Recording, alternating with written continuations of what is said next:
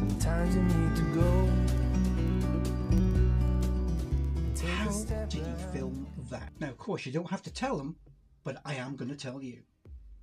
Let's first go back to how I came to this method. By going back 6 years, I used to film with a little Sony Cybershot £10 camera from eBay. I upgraded all those times years ago, and I've still got it, to a flip screen. So at least when I'm doing a talking head or I'm doing a selfie talking to camera, I can easily frame it up and not miss anything. And I was capturing some good video, but I wasn't capturing great video. And most disappointingly of all, and you'll know this if you film outside, things happen all the time that you're not in control of.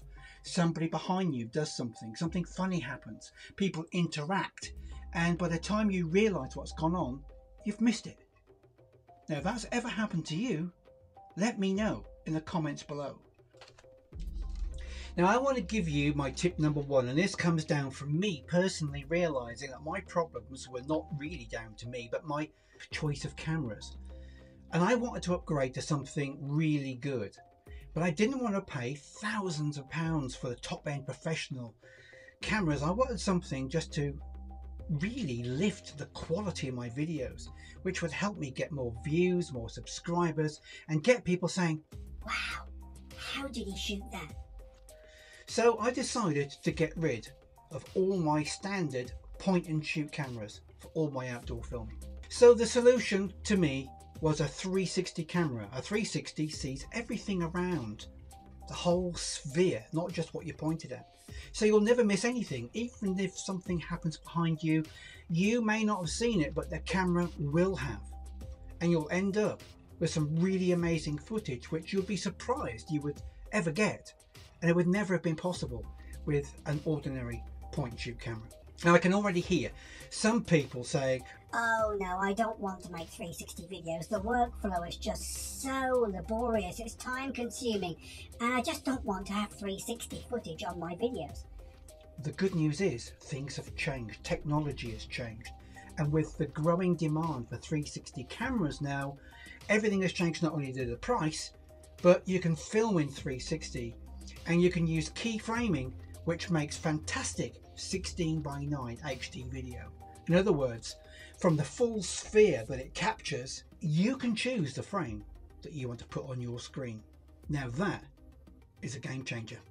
Now, assuming you've decided to go for a 360 camera, and why wouldn't you? Here's tip number two, the floating or invisible camera effect.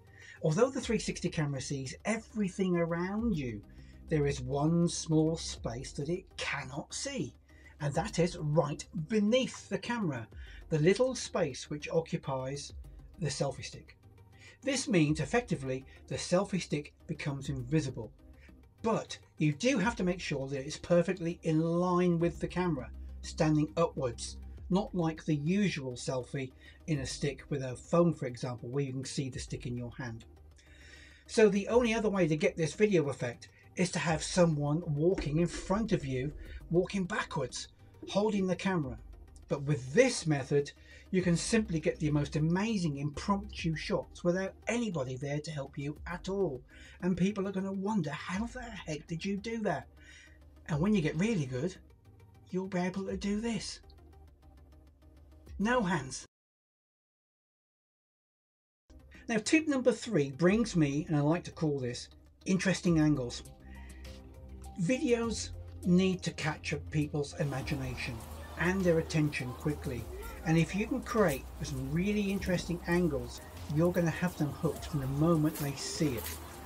Now, depending on where you hold the camera, and I'm talking either up, down, to the side, you can create some very creative shots which would not be possible with any point and shoot camera.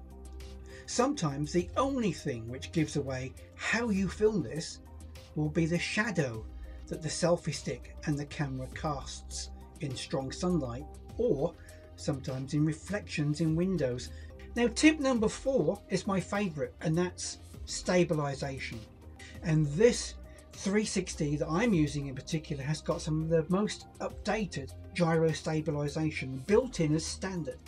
Your viewers will decide the quality of your editing and your transitions, but you'll have the advantage of having your 360 camera giving you everything you need. Gyro stabilization, interesting angles, floating effects where you don't need third-party people to help you, whereas normally you would. All this is captured in your filming with this 360 camera.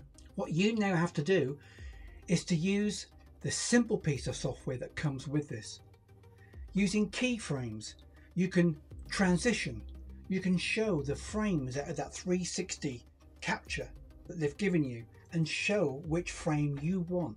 You can transition from one frame to another frame over there with great professional ease, and it's going to create the most remarkable effect. At the end of the day, a 360 camera is now going to be my go-to camera for all occasions outside. Indoors, I still use the occasional point and shoot, but outdoors, this changes everything, and it will do for you too.